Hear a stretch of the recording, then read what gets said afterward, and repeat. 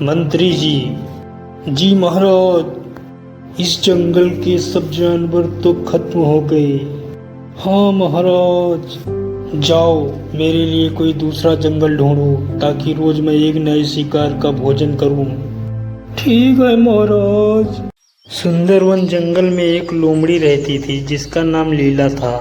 वह बहुत अच्छी थी, किसी भी जानवर का शिकार नहीं करती थी क्योंकि वह अपनी जान की तरह सबकी जान समझती थी। खाने में वह फलों का प्रयोग करती थी, इसलिए छोटे जानवर जैसे खरगोश, चिड़िया, बंदर और तमाम प्रकार के जानवर उससे खुश रहा करते थे और उसके साथ खेलते रहते थे। लेकिन एक दिन उसी जंगल में कहीं से एक बाघ आ गया।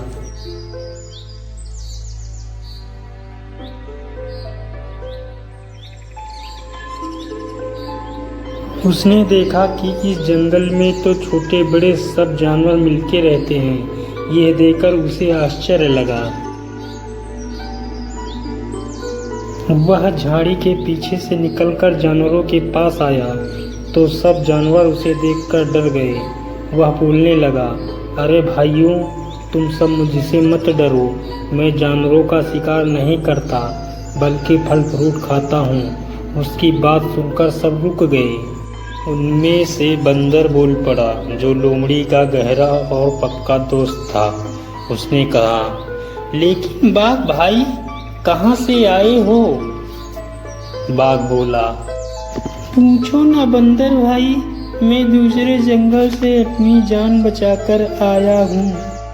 क्यों, उस जंगल में क्या हुआ? उस जंगल में गब्बर शेर ने सब जानवरों को मार के खा गया। मैं अकेला बचा था, इसीलिए उसके डर की वजह से अपनी जान बचाकर इस जंगल में आ गया हूँ। तो ठीक है, आज से तुम हमारे जंगल में रहो, यहाँ कोई शेर नहीं है।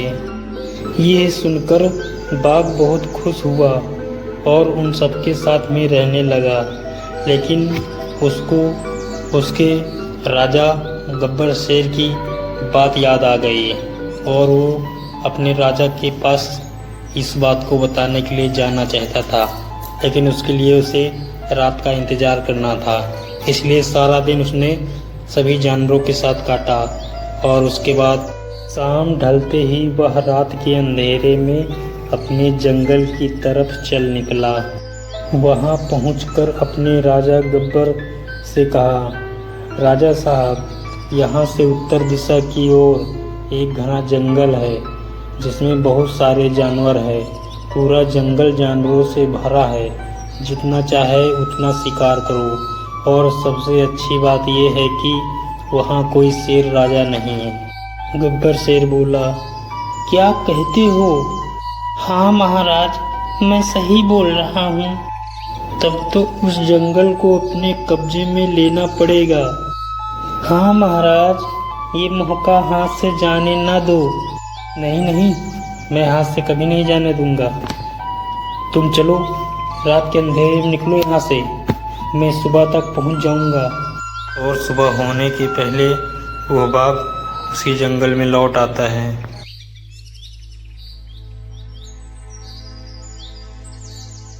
दिन के चढ़ते ही शेर भी वहां पर आ जाता है।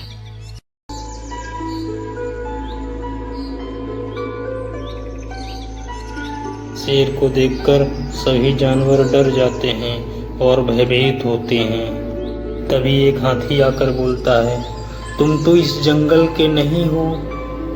नहीं हूँ तो क्या हुआ? जंगल का राजा शेर होता है, लोमड़ी बंदर नहीं। उसकी बात सुन के सभी परेशान हो उठे।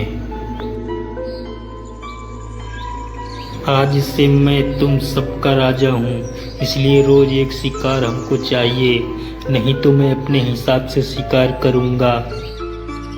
ये सुनकर सभी जानवरों के होश उड़ गए और वो सुन्न रह गए। गब्बर शेर अपने मंत्री बाघ को शाबाशी देता और कहता है, बहुत बहुत धन्यवाद तुम्हारा बाघ मंत्री। कल से सब जानवरों को हमारे पास इकट्ठा करना, मैं एक एक को अपने हिसाब से खाऊंगा। लेकिन अगर तुम सब जानवर चाहो तो अपने हिसाब से एक एक जानवर मेरे सामने आता रहेगा तो मैं कुछ नहीं बोलूँगा और अपने हिसाब से शिकार करता रहूँगा। बाघ से बोलता है, शेर कहता है जाओ, आज मैं सबको छोड़ रहा हूँ, आज मेरा पहला दिन, लेकिन कल से यहाँ पर सब लोग इकट्ठा हो जाना।